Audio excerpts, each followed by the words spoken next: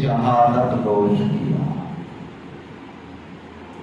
حالانکہ شہادت سے پہلے انہی شر پسندوں سے فرمایا تھا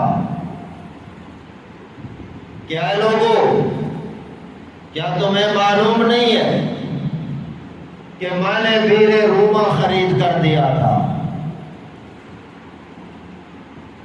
جس نے مدینہ والوں کے لیے پانی کا انتظام کیا،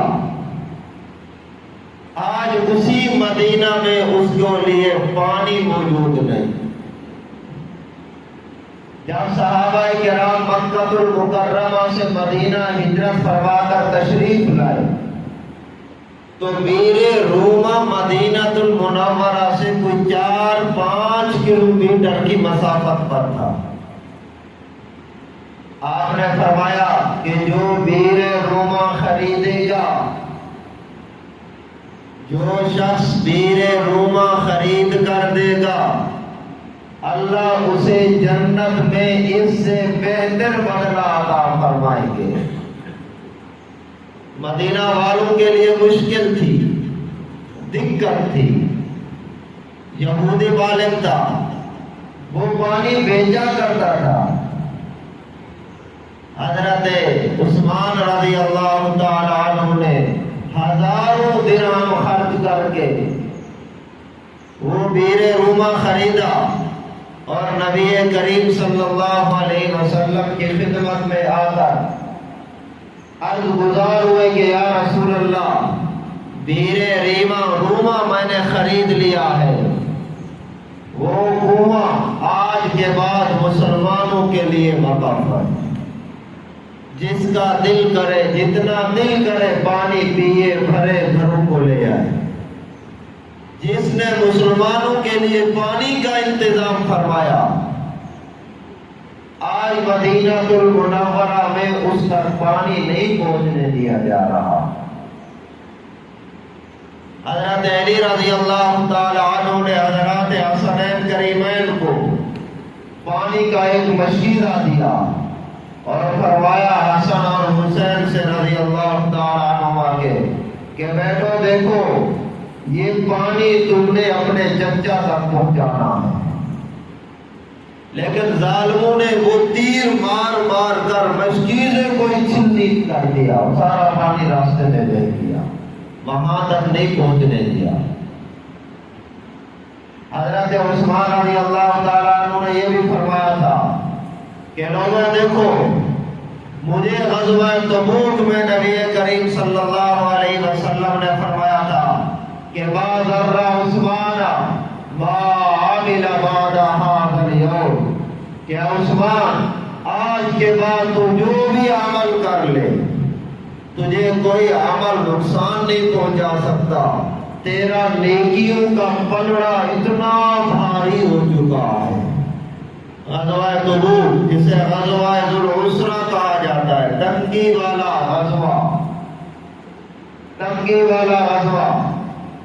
آپ صلی اللہ علیہ وسلم مسجد نبوی میں تشریف فرمائے اور ترغیب دے رہے ہیں کہ ہاں بھائی، جہاد میں شامل ہونے کے لیے، جہاد میں حصہ ملانے کے لیے لے آؤ، جو کچھ جو لے کر آ سکتا ہے لے آئے. حضرت عثمان کھڑے ہوئے اور عرض کی کہ یا رسول اللہ، کاجابو اور سامان سمیت 100 اونٹ میرے ذمے. کتنے اونٹ؟ 100 اونٹ میرے ذمے. آپ کے چہرے پہ ہنسی آ گئی، مسکرا پڑے. آپ نے پھر صحابہ کو ترغیب دی. حضرت عثمان پھر کھڑے ہو گئے اور کہنے لگے یا رسول اللہ، میرے ذمے 200 اونٹ ہو گئے. کتنے؟ 200 اونٹ کا جامو سمیت. آپ پھر خوش ہو گئے. آپ نے پھر صحابہ کو ترغیب دینا شروع کر دی. حضرت عثمان پھر کھڑے ہو گئے اور عرض کرنے لگے یا رسول اللہ، 300 اونٹ میرے ذمے. کتنے 100؟ 300، 400، 500. روایات میں آتا ہے کہ حضرت عثمان اکیلے نے 1000 اونٹ پیش کیا. کتنا اونٹ؟ 1000 اونٹ. اور اشرفی، یہ سونے کی ہوتی ہے، 1000 اشرفیوں کی ایک تھیلی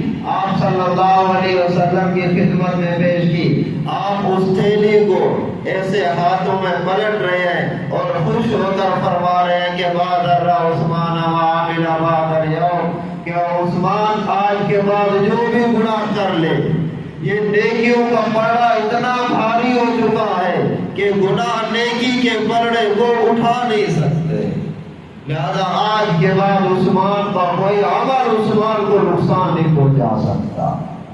غزوہ بدر کے شریکوں میں شرکاء کے بارے میں بھی آپ نے فرمایا تھا کہ اے اہل بدر، تمہارا عمل اتنا بڑا، تمہاری نیکی اتنی بڑی، اور اس نے ترازو کو اتنا زیادہ جھکا دیا ہے کہ آج کے بعد جو بھی تم گناہ کر لو، جو بھی کام کر لو، تمہیں وہ عمل اور گناہ نقصان نہیں پہنچا سکتا، کہ گناہ جتنا بھی بڑا ہو جائے نیکیوں کا پلڑا ہلکا نہیں کر سکتا۔ یہ اتنا وزنی عمل تھا غزوہ بدر میں شرکت والا۔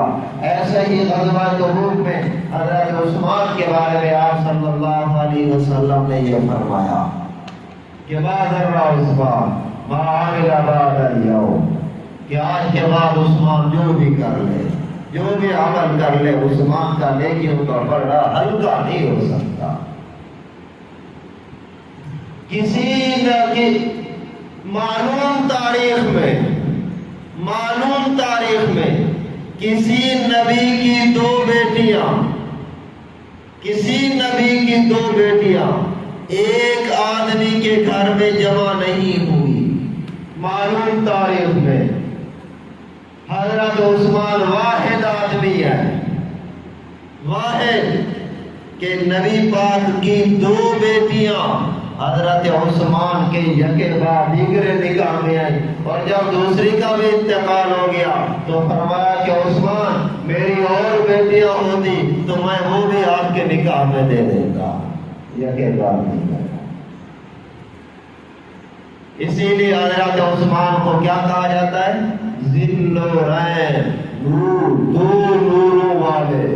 ایک اور بھی فضیلت حاصل ہے حضرت عثمان کو، ذو الحجرتین بھی ہیں، ذل العین بھی ہیں اور ذو ہجرتین بھی ہیں، کہ حضرت عثمان نے 2 مرتبہ ہجرت کی، ایک مرتبہ ہجرت کی حبشہ اور دوسری مرتبہ ہجرت کی مدینہ المنورہ۔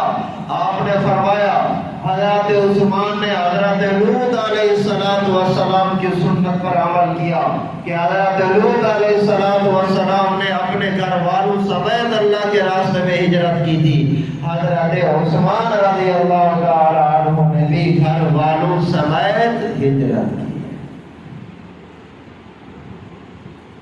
حضرت عثمان رضی اللہ تعالی عنہ اور پہاڑ پر نبی کریم صلی اللہ علیہ وسلم تشریف فرمائے، پہاڑ جھومنے لگا، ہلنے لگا، مستی آ گئی، نشاط آ گیا۔ آپ صلی اللہ علیہ وسلم نے ایسے مبارک اٹھا کر ایسے عہد پر رکھا اور مارا اور فرمایا کہ اے عہد ٹھہر جا، کیا تجھے معلوم نہیں ہے کہ تیرے اوپر ایک نبی، ایک صدیق اور 2 شہید ہیں؟